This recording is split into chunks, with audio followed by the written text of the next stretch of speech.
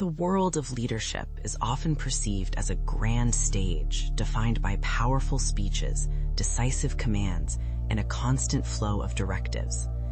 In the home region and across the vast landscapes of the American continent, people frequently equate authority with the volume of one's voice.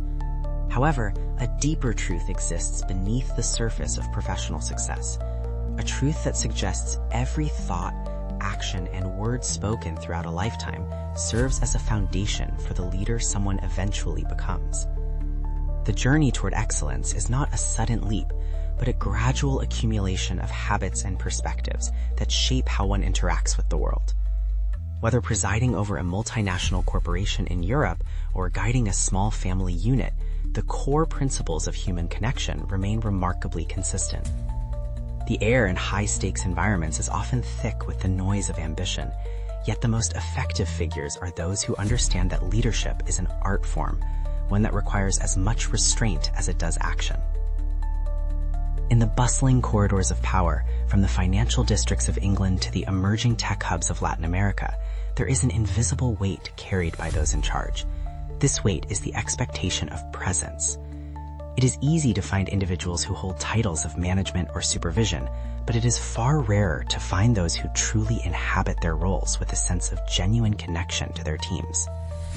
The modern landscape is cluttered with distractions. The digital hum of smartphones, the relentless ping of notifications, and the internal noise of one's own racing thoughts create a barrier between people. In this environment, a leader's most potent tool is often the one they use the least. It is the ability to withdraw from the chaos of their own mind and offer their full attention to the person standing before them. This creates a sanctuary of focus in a world that is increasingly fragmented and hurried. Consider the atmosphere of a typical workplace or a community organization. The tension is often palpable when communication breaks down, leading to a sense of isolation among members. When a leader fails to bridge the gap between their own objectives and the lived experience of their followers, a subtle decay begins to take hold. This decay is not always visible in balance sheets or official reports. It manifests in the quiet demotivation of an employee or the fading enthusiasm of a volunteer. Success, therefore, is not merely about achieving a goal, but about the manner in which the journey is navigated. It involves a recognition that every interaction is an opportunity to either build or erode trust. The path to becoming a respected figure involves a conscious decision to master the subtle skills that others often overlook in their pursuit of grander, more visible achievements. There is a profound irony in the fact that many who seek to lead do so by filling every silence with their own ideas. They believe that to be seen as a leader, they must always have the answer, the strategy, or the final word. Yet the most enduring leaders, those who leave a legacy in the hearts of their people, operate differently. They recognize that their primary function is to inspire, organize, and motivate. This cannot be done through a monologue. It requires a deep, resonant understanding of the people they serve.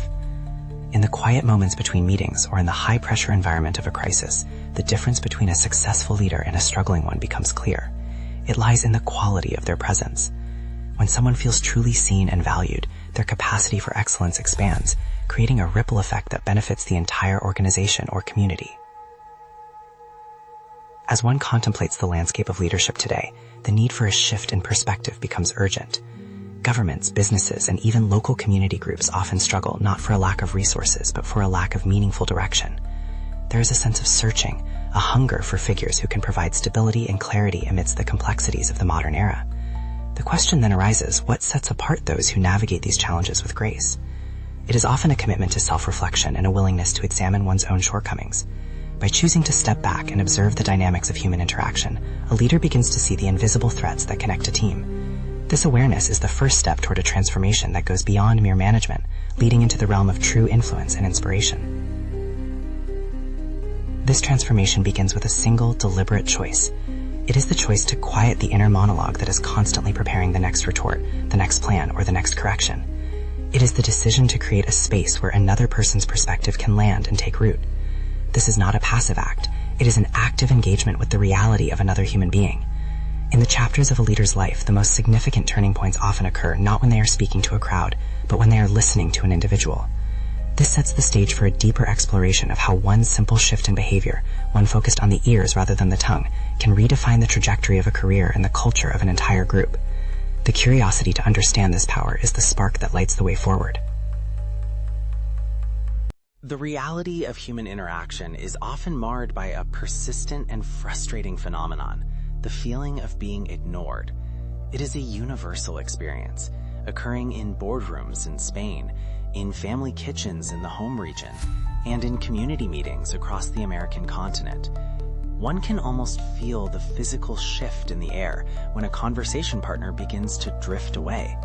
Their eyes may wander to a glowing screen, or perhaps they remain physically still while their mind clearly races elsewhere, planning their next move or thinking about a completely unrelated task. It is a subtle form of rejection that carries a heavy emotional weight. When a leader displays this behavior, the impact is magnified.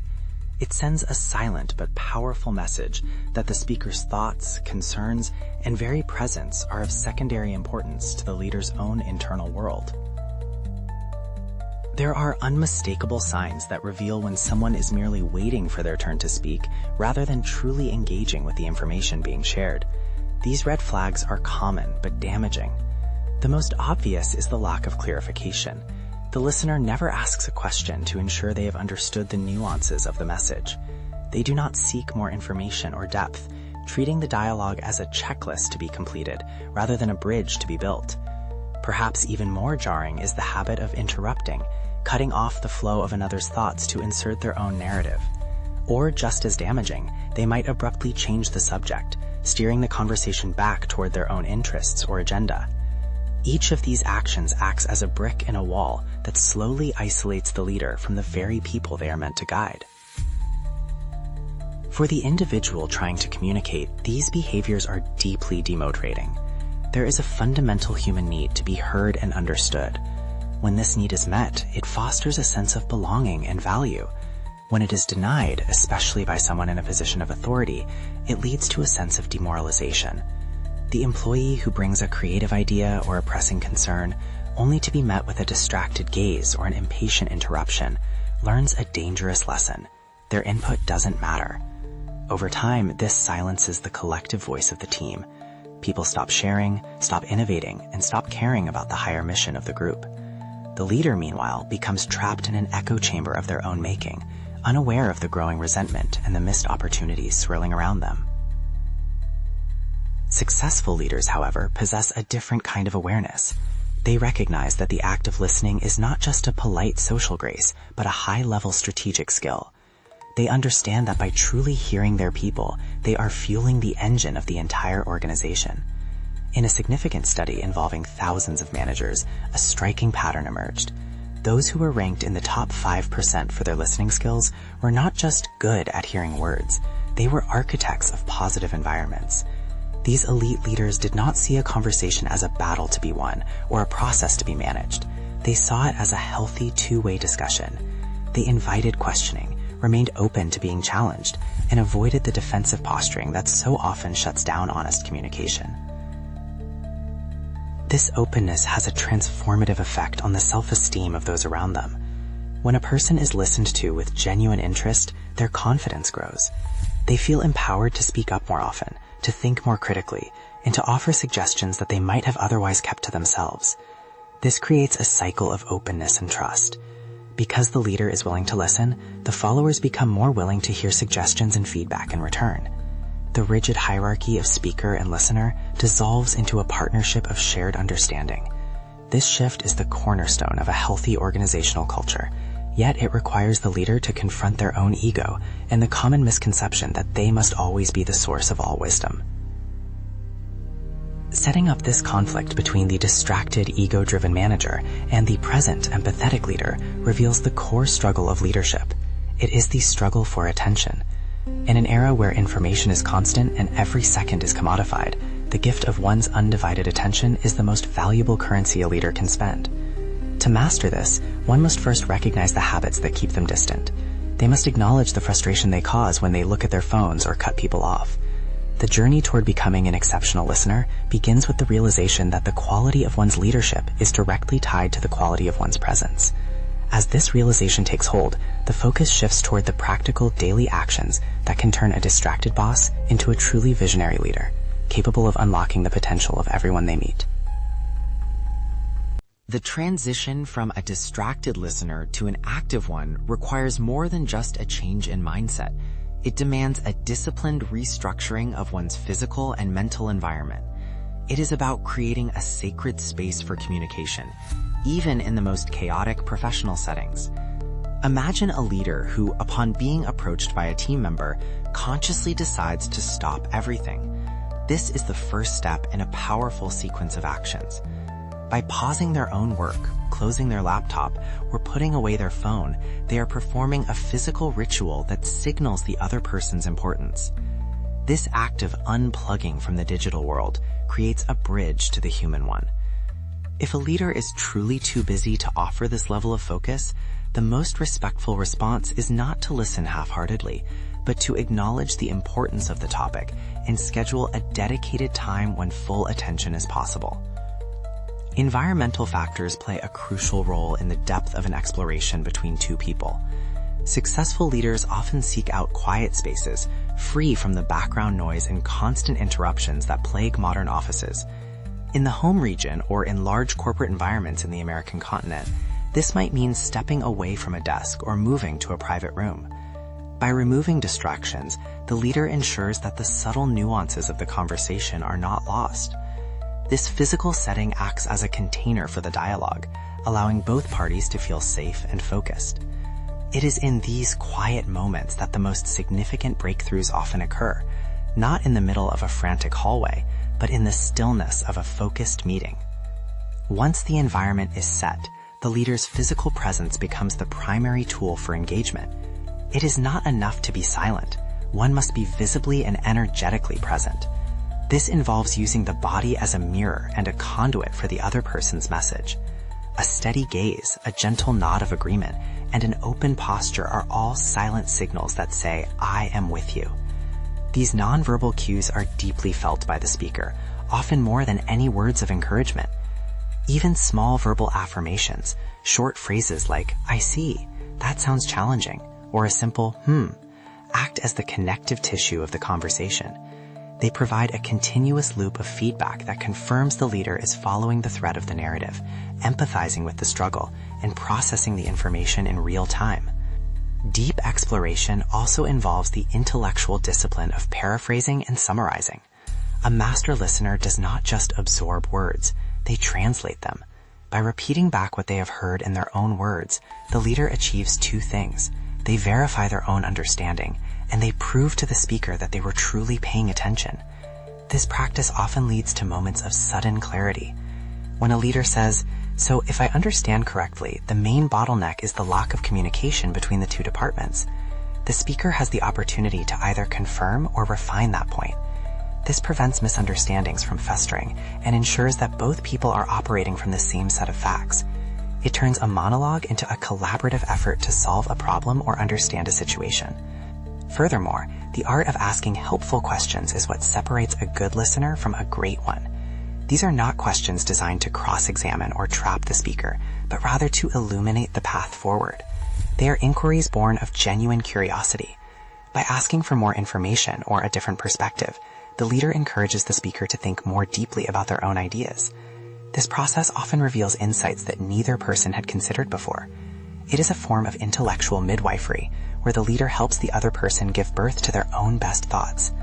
This level of engagement requires a high degree of emotional intelligence and a genuine desire to see others succeed. It is an investment of time and energy that pays dividends in the form of increased innovation and loyalty. As the narrative of active listening deepens, it becomes clear that this is not just a technique, but a way of being. It reflects a philosophy that values the individual over the process. In the heart of Europe or the bustling markets of Latin America, the leaders who are remembered most fondly are those who made people feel like they were the only person in the room. This emotional depth creates a bond that transcends the professional hierarchy. It fosters a culture where people feel safe to take risks, to admit mistakes, and to contribute their full selves to the mission. The rising tension in this journey is the realization that many leaders are far from this ideal, yet the path to change is clearly marked. It leads toward a moment of critical revelation where the leader must decide if they are truly willing to be accessible to their people. The climax of the leadership journey often centers on a profound realization regarding accessibility and the dismantling of the invisible barriers that separate those in power from those they lead. there is a specific turning point where a leader must decide to move beyond the mechanics of listening and embrace the vulnerability of being truly reachable. In many corporate cultures in England or the American continent, leaders inadvertently build fortresses around themselves. A closed office door, a stern demeanor, or a reputation for being perpetually too busy are all signals that keep people at a distance. The revelation occurs when the leader understands that these defenses, designed to protect their time and status, are actually the very things sabotaging their effectiveness. The walls that keep distractions out also keep the most vital information and the most talented people away. This realization often comes with a sting of humility. It requires the leader to confront the possibility that they may not be as good a listener as they believe. To truly know, they must take the radical step of asking for feedback from the very people they supervise. This is a moment of intense vulnerability. Imagine a leader standing before their team and asking, "Do you feel comfortable talking to me? Do I truly listen when you speak?" The silence that follows can be agonizing, yet it is the most fertile ground for growth. If the answer is no, the leader faces a crisis of identity. They must reconcile their self-image as a supportive guide with the reality of their dismissive or distant behavior. This confrontation is the emotional peak of the narrative, a collapse of the ego that allows for a new, more authentic leadership style to emerge. In this pivotal sequence, the leader begins to actively eliminate the habits of distance. They stop jumping to conclusions before a sentence is finished. They resist the urge to offer an immediate solution, realizing that sometimes the most helpful thing they can do is simply witness the other person's struggle. This is a significant shift in the trajectory of their leadership. It moves from fixing people to empowering them. In the home region, where traditional hierarchies can often be rigid, this change in behavior can feel revolutionary. It disrupts the expected flow of power and replaces it with a flow of mutual respect. The leader becomes a facilitator of potential, rather than a bottleneck of authority. This shift also involves a redefinition of what it means to be available. It is not just about the hours spent in an office, but the quality of the open door. A truly accessible leader is one who invites people in not just with their schedule, but with their attitude. They eliminate the habits that make them seem unapproachable. They stop checking their watch during a conversation. They stop looking past the speaker to see who else is in the room. They become a grounded presence. This change has an immediate and gripping effect on the organization. When the leader becomes accessible, the hidden problems of the company begin to surface. People feel safe enough to report failures, to suggest radical improvements, and to share their personal aspirations. The intelligence of the entire group increases because the flow of information is no longer restricted by fear or indifference. This moment of clarity brings with it a new responsibility. Once the leader has opened the door, they must be prepared for what walks through it. They will hear things that are uncomfortable, challenging, and perhaps even critical of their own performance. The true test of their transformation lies in how they handle this. If they revert to defensiveness, the door will slam shut forever. But if they receive the information with the same active listening and grace they have practiced, they solidify their position as a leader of character. This is the transition from understanding the theory of listening to living the reality of it. It is a rebirth of their professional identity, grounded in the understanding that their power is not a weapon to be guarded, but a resource to be shared. As the climax unfolds, the atmosphere changes from one of tension and isolation to one of connection and possibility.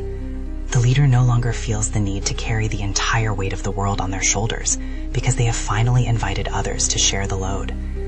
The transformation is complete when the leader realizes that by listening, they have not lost their authority. They have actually enhanced it. They have moved from being a figurehead to being a true catalyst for change. The consequences of this shift will ripple through every aspect of their life, from the way they manage a team in a multinational firm to the way they interact with their family in the quiet of their own home. The path forward is now clear, and the aftermath of this revelation will define the next era of their success. In the aftermath of this profound shift toward active listening and accessibility, the landscape of a leader's world begins to stabilize in a new and healthier form. The initial shock of vulnerability gives way to a steady sense of calm and clarity. It is as if a thick fog has lifted from the organization, revealing the true talents and perspectives of every team member. In the home region and across the professional spheres of Europe and Latin America, the consequences of this transformation are visible in the increased efficiency and morale of the group. People no longer wait for instructions with a sense of dread. Instead, they approach the leader with a sense of partnership. The listening leader finds that their days, while still busy, are no longer consumed by extinguishing fires caused by miscommunication.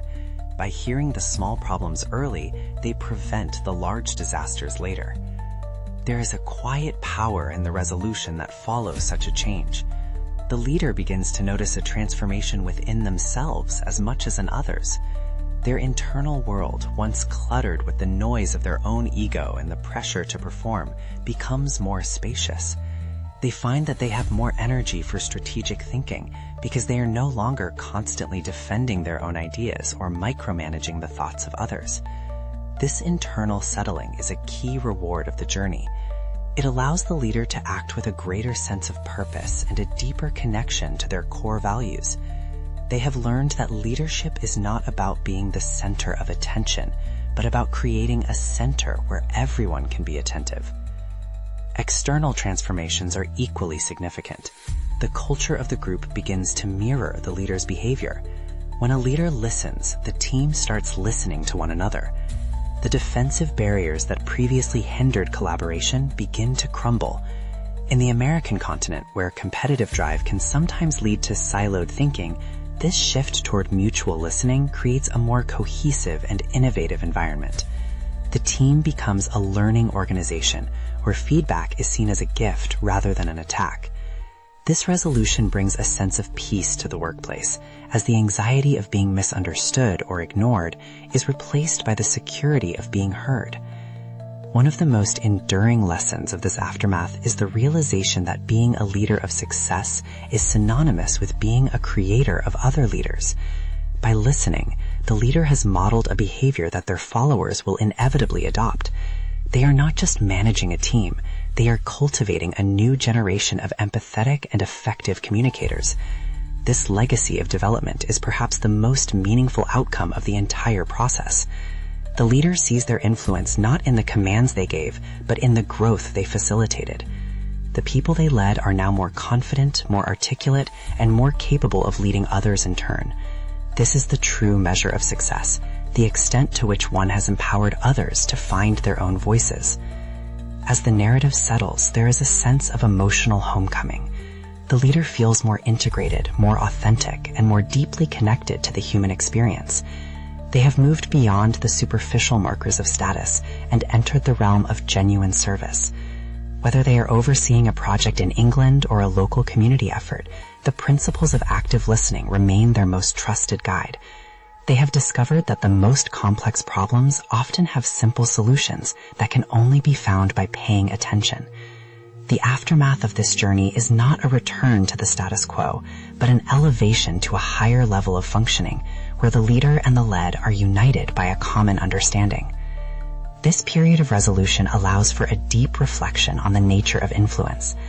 It becomes clear that the most impactful leaders are not those who dominate the conversation, but those who curate it. They are the ones who ensure that the quietest voice in the room is heard and that the most challenging ideas are explored with curiosity rather than contempt. This newfound clarity prepares the leader for the final stage of their journey, the integration of these insights into a lasting philosophy of life and work. They are no longer just practicing a skill. They have become the embodiment of a new way of leading, one that is rooted in the profound and transformative power of the human ear. The final reflection on this journey into the heart of leadership reveals a simple yet revolutionary truth. The most powerful act a person can perform is to offer another their undivided attention. This is the essence of listening, and it is the foundation upon which all successful leadership is built. In a world that is often deafened by its own shouting, the leader who listens becomes a beacon of stability and a source of profound inspiration. They understand that every person they encounter is a repository of unique insights, experiences, and potential. By choosing to listen, they are essentially saying, "You matter, and what you have to say has value." This recognition is the fuel that drives human excellence and the glue that binds a community together. As this narrative reaches its conclusion, it becomes clear that the principles of active listening transcend the boundaries of the professional world. They are universal truths that apply in the American continent, in Europe, and in every home region across the globe. To lead is to serve, and to serve is to understand. Understanding in its purest form is the result of deep, compassionate listening. It is a philosophy that requires one to set aside the ego, to embrace silence, and to move through the world with a sense of genuine curiosity. When a leader masters this, they no longer need to rely on the trappings of power to exert influence. Their presence alone becomes a catalyst for growth and harmony. This transformation from a vocal director to a silent observer, and ultimately to a resonant leader, is a path open to everyone. It does not require a grand title or a massive organization. It begins in the next conversation, the next meeting, and the next moment of human contact. It is about the choice to put down the device, to look into the eyes of another, and to truly hear what is being said and what is being left unsaid. The legacy of such a leader is not found in the monuments they build or the reports they sign, but in the people they have touched. They are remembered as the one who understood, the one who cared, and the one who made it possible for others to be their best selves. In the final analysis, the art of listening is the art of being human. It is the bridge that connects us across the vast divides of culture, geography, and experience. For the leader of success, this is not just a soft skill, but the hardest and most rewarding discipline they will ever master. It requires constant practice, a willing heart, and a steadfast commitment to the value of every individual. As the echoes of the world's noise fade into the background, the clarity that comes from listening remains. It provides a compass for navigating the complexities of the future and a foundation for a life of meaning and impact. Looking back over the landscape of leadership, one sees that the most enduring figures were those who possessed the quietest minds and the most open ears. They were the ones who realized that the answers they sought were often right in front of them, held by the very people they were trying to lead. By creating a culture of listening, they unleashed a wave of collective intelligence that transformed their organizations and their communities. This is the true takeaway, that leadership is not a destination, but a way of walking through the world with one's ears and heart wide open. It is a journey that begins with a single moment of silence and ends with a legacy of deep and lasting connection. The story of leadership is, at its core, a story of connection. By mastering the art of listening, one does more than just improve their performance. They enrich the lives of everyone around them. They foster a world where communication is a bridge rather than a barrier, and where the act of being heard is a common courtesy rather than a rare luxury. This is the high calling of any true leader, to be the one who listens carefully, who thinks deeply about what is said, and who leads with a presence that speaks louder than any words ever could. In this stillness, the true potential of leadership is finally and beautifully realized.